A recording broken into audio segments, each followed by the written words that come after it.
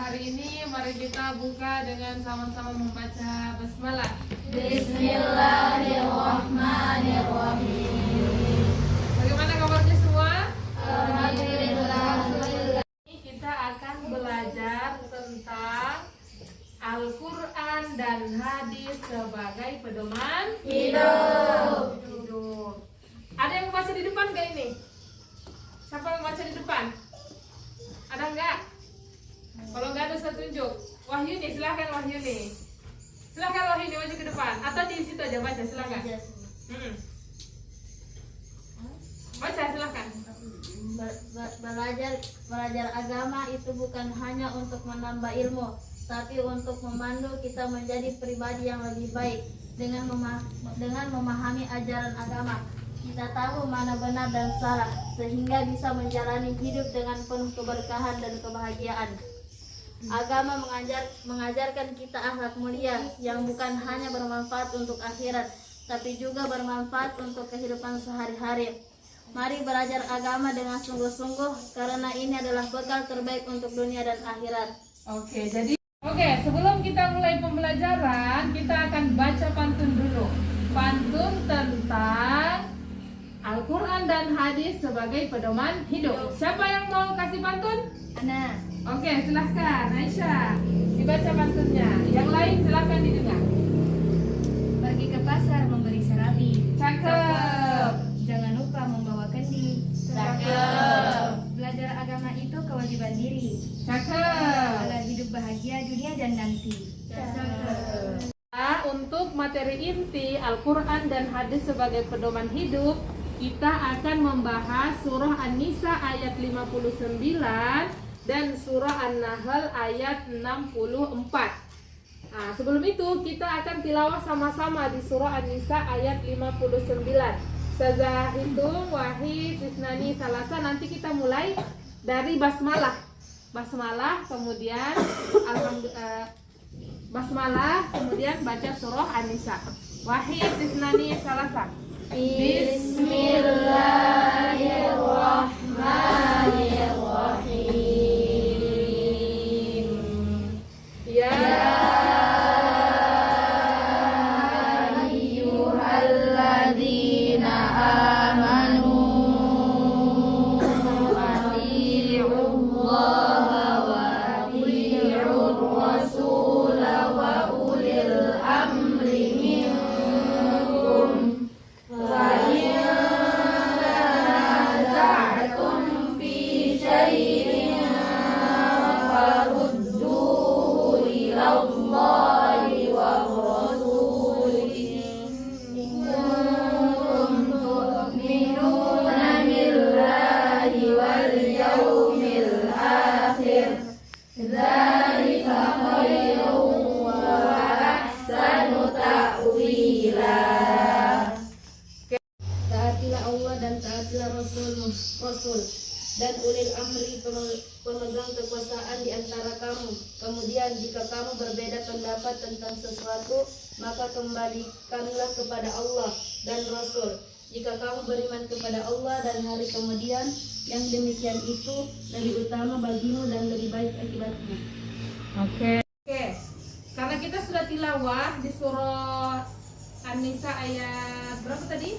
59 dan An-Nahl ayat 64. Sekarang kita bahas alif lam syamsiyah dan alif lam qamariyah dalam ayat ini. Di surah An-Nisa dulu. Kalian sudah pada tahu kan alif lam syamsiyah dan alif lam qamariyah? Ya. Alif lam syamsiyah apa? Alif lam yang tidak dibaca. Alif lam syamsiyah. Apabila alif lam bertemu dengan huruf-huruf alif lam syamsiyah, alif lamnya tidak dibaca. Kalau alif lam qamariyah, kalau dia bertemu dengan huruf-huruf alif lam qamariyah, maka alif lamnya dibaca. Coba siapa yang bisa kasih contoh alif lam syamsiyah di surah An-Nisa? Silahkan, Amel. Apa katanya di situ, Amel?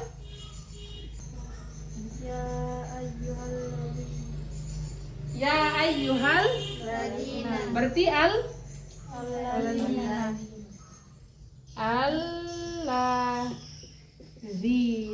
Di sini ada huruf apa? Alif. Alif, lam. Alif lam ketemu apa? Za. Za. Alladzina. Dia dibaca alif lam Syamsiah. Kemudian Aisyah, silahkan. Tadi contohnya apa Aisyah? Alif lam.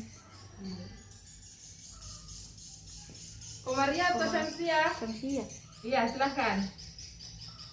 Wa ati'ullaha wa ati'ur rasul. Wa ati'ur Rasul. Di sini katanya ar-rasul. Alif lam ketemu huruf ro. Dia alif lam Syamsiah. berarti tidak Baca.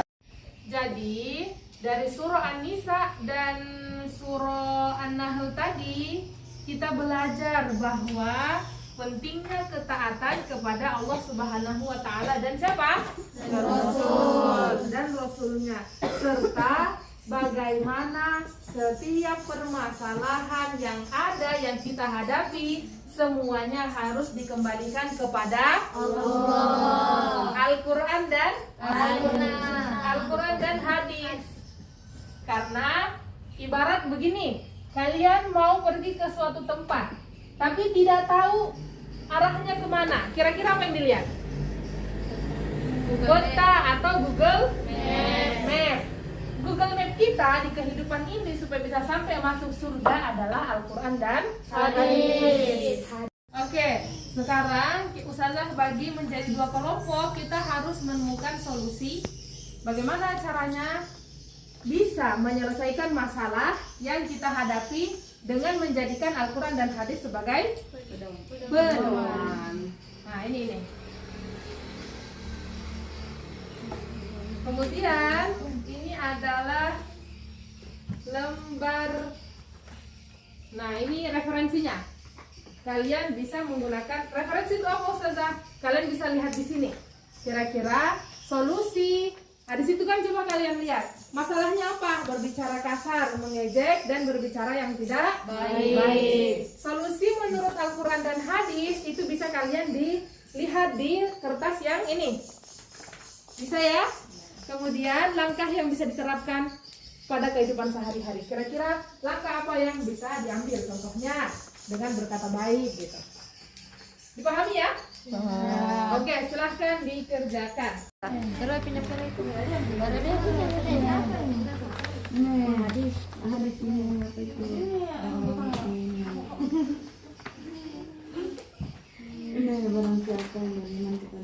Oh, ini langkah-langkahnya ini. Iya. Itu nabinya juga langkah. Yang benar. Iya. Sama. Ini juga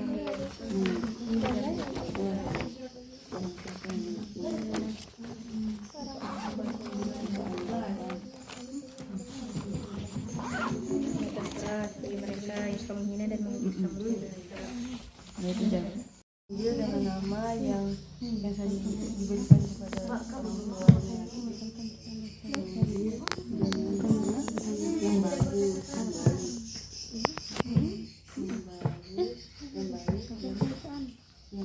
Oke, sudah selesai semuanya diisi? Sudah. Oke, sekarang silahkan kembali ke tempat masing-masing. Kemudian nanti masing-masing kelompok menunjuk 1 orang untuk bisa presentasi hasil dari solusi dari masalah yang diberikan. Siap? Siap. Nah, ini dia presentasi dari kelompok pertama. Silahkan. Assalamualaikum warahmatullahi wabarakatuh. Waalaikumsalam warahmatullahi wabarakatuh. Masalahnya adalah berbicara kasar, mengejek, dan berbicara tidak baik. Ya, solusi yang ditemukan dari Al-Quran dan hadis adalah pertama Al-Hujurat ayat. ayat 11. Oke, silahkan dibaca teman yang di bawah. Wahai orang-orang yang beriman, janganlah suatu kaum mencela kaum yang lain, karena boleh jadi mereka yang dicela lebih baik daripada mereka yang mencela. Ayat ini mengingatkan kita untuk menghindari celaan dan merendahkan orang lain, karena hal tersebut bisa menyebabkan kerugian bagi diri kita sendiri. Oke, kemudian Oke, sekarang lanjut ke presentasi kelompok 2. Silahkan maju ke depan perwakilannya.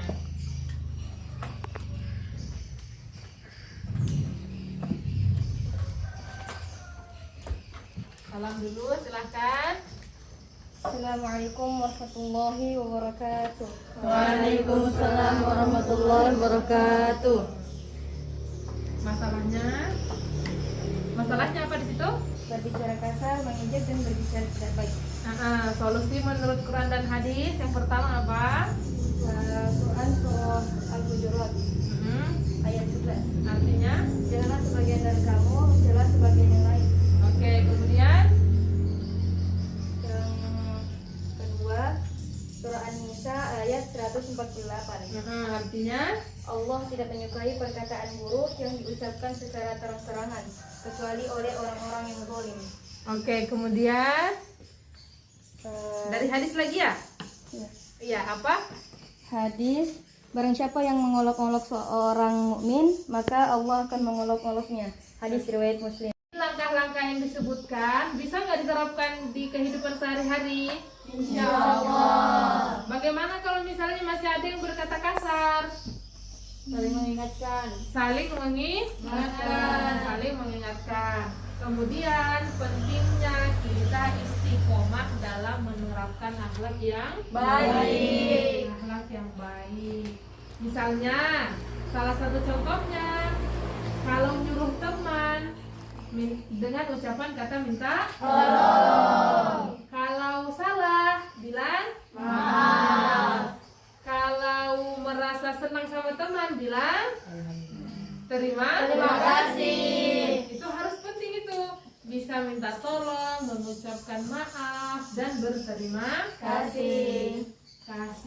Oke, jadi pembelajaran kita hari ini intinya adalah masalah apapun yang akan kita hadapi nantinya, bagaimana kemudian masalah-masalah itu kita kembalikan lagi kepada Al-Quran dan hadis. Bagaimana kita menjadikan Al-Quran dan hadis sebagai hal yang penting, menjadi pedoman hidup kita. Karena bagaimanapun Al-Quran dari siapa? Allah. Hadis dari siapa? Allah. Rasulullah. Jadi pelajaran kita adalah bagaimana setiap masalah yang kita punya kita kembalikan kepada Al-Quran dan hadis. Baiklah, itu tadi pembelajaran kita. Kita akan bertemu lagi insya Allah di pelajaran yang akan datang di pekan depan. Kita tutup dengan doa kafaratul majelis. Subhanallahumma wa bihamdika, asyhadu an la ilaha illa anta, astaghfiruka wa atubu ilaik. Assalamualaikum warahmatullahi wabarakatuh. Waalaikumsalam warahmatullahi wabarakatuh. Jazakumullah khairan ya Ustazah. Amin wa iyyakunna. Silakan sampai sini.